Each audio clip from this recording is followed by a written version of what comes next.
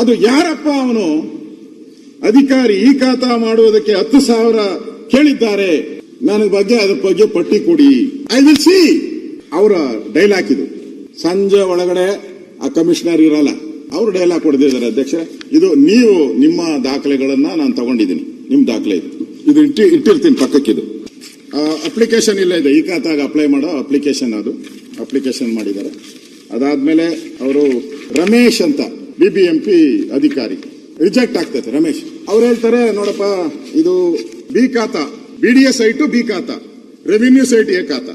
ಇವನ್ ಲೆಕ್ಕದಲ್ಲಿ ಇವ್ರದೆಲ್ಲ ಒಂದು ಗ್ಯಾಂಗ್ ಇದೆ, ಕಾರ್ಪೊರೇಷನ್ ಅಲ್ಲಿ ಒಂದು ಗ್ಯಾಂಗ್ ಇದೆ, ರೌಂಡ್ ಅಪ್ ಮಾಡಿಬಿಟ್ಟು ಎಲ್ಲ ವಸೂಲಿ ಮಾಡ. ಅಧ್ಯಕ್ಷರೇ, ಇಲ್ಲಿ ಅವನು ಬೇಡಿಕೆ ಇಡ್ತಾನೆ, 30,000ಕ್ಕೆ ಬೇಡಿಕೆ ಇಡ್ತಾನೆ.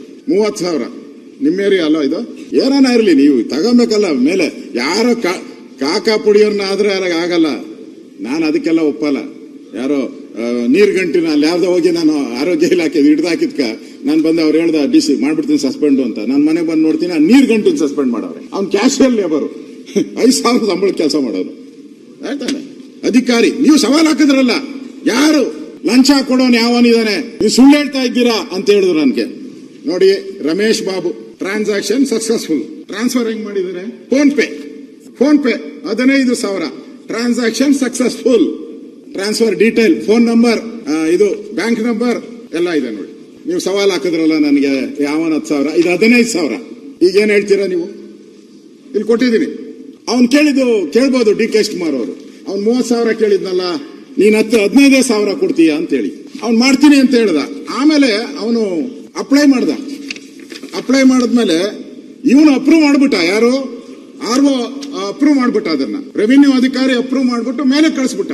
DC ರಿಜೆಕ್ಟ್ ಮಾಡ್ಬಿಟ್ಟ. Reason for rejection, record verified, but as for the case worker report the photo the properties vacant land, ಅದಕ್ಕೋಸ್ಕರ ಇದನ್ನ ರಿಜೆಕ್ಟ್ ಮಾಡಿದೀನಿ ಅಂತ ಹೇಳ್ಬಿಟ್ಟು ಅವನು ರಿಜೆಕ್ಟ್ ಮಾಡ್ಬಿಟ್ಟ. ಫೋನ್ ಪೇ 15,000 ಆದ್ಮೇಲೆ ಇದು ರಿಜೆಕ್ಟ್. ತಿರ್ಗಿ ಅವನು ಫೋನ್ ಮಾಡ್ದ, ಅವನಿಗೆ ಫೋನ್ ದಾಖಲೆನೂ ಇದೆ ನನ್ನ ಹತ್ರ. ಅವನಿಗೇನ್ ಮಾಡಿದಾನೆ, ಅವನೇ ಸರಿ ಮಾಡಿದಾನೆ, ಎಲ್ಲ ನನ್ನ ಹತ್ರ ದಾಖಲೆ ಇದೆ. ಆಯ್ತು, ರಿಜೆಕ್ಟ್. ಅವನ್ ತಿರ್ಗಿ ಕೇಳ್ದ, ಇಲ್ಲ ಸರ್ ಇನ್ನೊಂದ್ಸರಿ ಮಾಡಿ ಅಂದ. ಅವನ್ ಇನ್ನೊಂದ್ಸರಿ ಅವ್ರಿಗೆ ಅಪ್ಲಿಕೇಶನ್ ಹಾಕ್ದ, ಅಪ್ರೂವ್ ಮಾಡಿ ಅಂತ. ಅದರಲ್ಲಿ ಇದನ್ನು ರಿಜೆಕ್ಟೆಡ್. ಇವನ್ ಯಾವಾಗ ದುಡ್ಡು ಕಾಟ ಕೊಡಕ್ ಶುರು ಮಾಡ್ದ, 3ನೇ ಸರಿ ಹಾಕಿ ಸರ್ ಅಂತ. ಅವನು 3ನೇ ಸರಿನೂ ಹೇಳ್ದ, ಇನ್ನೊಂದು ಹಾಕ್ದ. ಅವನು ಇನ್ನೊಂದ್ಸರಿ ಹಾಕ್ದ, ಪ್ರಮೀಳಾ ಶಶಿಕುಮಾರ್ ಅವ್ರದ್ದು. It is A rejected. ಎಲ್ಲ ರಿಜೆಕ್ಟ್ ಆಯ್ತು. ಇನ್ನೊಂದು ಮಜಾ ನೋಡ್ಬೇಕು ನೀವು, ಟ್ರಾನ್ಸಾಕ್ಷನ್ ಎಷ್ಟು ನೀಟಾಗಿ ಆಗಿದೆ ಅಂತ. ಆಮೇಲೆ ಕೆಲಸ ಆಗಿಲ್ಲ, ಅವ್ನು ಪಟ್ಟಿಡ್ದ, ನನ್ ದುಡ್ಡು ವಾಪಸ್ ಕೊಡು ಅಂತ. ಇಷ್ಟೇ ಕೇಳಿದ್ರೆ ಏನೋ ಅಂತ ಹೇಳ್ಬೋದು. ಅವ್ನು ಪಟ್ಟಿಡ್ದಿದ್ಕೆ ಏನ್ ಮಾಡ್ದ, ಮಾತಾಡಿದ್ದು 30,000, ಫೋನ್ ಪೇ ಆಗಿದ್ದು 15,000. ಅವನೇನ್ ಮಾಡ್ದ, ತಿರ್ಗ ವಾಪಸ್ ಫೋನ್ ಪೇ ಮಾಡ್ದ 20,000ನ. ವಾಪಸ್ 20,000 ಕೇಳ್ದ. ಅವನು ಅಲ್ಲಿ ನಾನು ಖರ್ಚು ಮಾಡ್ಬಿಟ್ಟಿದ್ದೀನಿ, ಲೋಯರ್ ಲೆವೆಲ್ ಅಧಿಕಾರಿಗಳಿಗೆಲ್ಲ ನಾನು ದುಡ್ಡು ಕೊಟ್ಬಿಟ್ಟಿದ್ದೀನಿ, 10,000 ನನ್ನ ಹತ್ರ ಇಲ್ಲ ಅಂತ ಹೇಳ್ದ. ಈಗ ಸಾಕ್ಷಿ DK ಶಿವಕುಮಾರ್ ಅವರೇ, ಸಾಕ್ಷಿಯ ಗುಡ್ಡೆಗಳು ಯಾವ ನಿಮ್ ಭಾಷಣದಲ್ಲಿ ಕೇಳ್ತಾನೆ ಇರ್ತೀನಿ. ಸಾಕ್ಷಿ ಗುಡ್ಡೆಗಳು, ಈ ಸರ್ಕಾರದ ಲಂಚದ ಸಾಕ್ಷಿ ಗುಡ್ಡೆ ಕೊಟ್ಟಿದ್ದೀನಲ್ಲ, ತಾವೇನ್ ಮಾಡ್ತೀರಾ?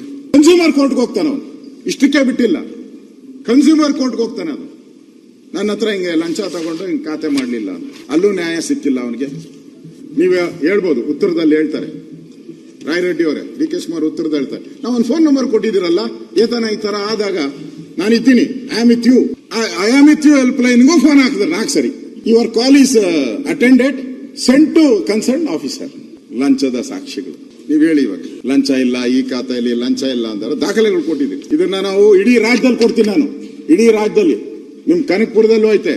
ಕನಕಪುರದಲ್ಲಿ ಒಬ್ಬರು DC ಕನ್ವರ್ಟ್ ಮಾಡ್ಬಿಟ್ಟು ಸೈಟ್ ಮಾಡ್ಬಿಟ್ಟವನೆ, ನಿಮ್ ಏರಿಯಾದಲ್ಲೇ ಸೈಟ್ ಮಾಡ್ಬಿಟ್ಟಿದ್ದಾನೆ. ಒಂದು 10 ಎಕರೆ ಸೈಟ್ ಮಾಡ್ಬಿಟ್ಟಿದ್ದಾನೆ, ಮಾರಾಟನೂ ಮಾಡ್ಬಿಟ್ಟಿದ್ದಾನೆ. ಅವಾಗ DC ಕನ್ವರ್ಟ್ ಆಗಿ ಕಲ್ಲುಗಳು ಹಾಕಿ ಲೇಔಟ್ ಮಾಡಿ ಮಾರ್ಬಿಟ್ಟಿದ್ದಾನೆ. ಈಗ ಅದಕ್ಕೆ 1 ಲಕ್ಷ ರೂಪಾಯಿ ಈ ಖಾತಾಗೆ, 1 ಲ್ಯಾಕ್ ರುಪೀಸ್. ನಾನು ದೇವನಹಳ್ಳಿ ಕಡೆ ಕೇಳಿದೆ, ಏರ್ಪೋರ್ಟ್ ರೋಡ್ 50,000 ರೂಪಾಯಿ ಈ ಖಾತಾಗೆ. ಇದಾದ ಮೇಲೆ ಅಧ್ಯಕ್ಷರೇ, ಇದನ್ನ ಏನ್ ಮಾಡ್ತೀರಾ ಅಂತ ನೀವು ಹೇಳಿ. ಆಮೇಲೆ ನೀವು ಸವಾಲ್ ಕೊಟ್ಟಿದ್ದೀರಾ, ಸವಾಲ್ ನಾನು ಜವಾಬ್ ಕೊಟ್ಟಿದ್ದೀನಿ. I proved as A opposition leader, ನಾನು ಪ್ರೂವ್ ಮಾಡಿದ್ದೀನಿ.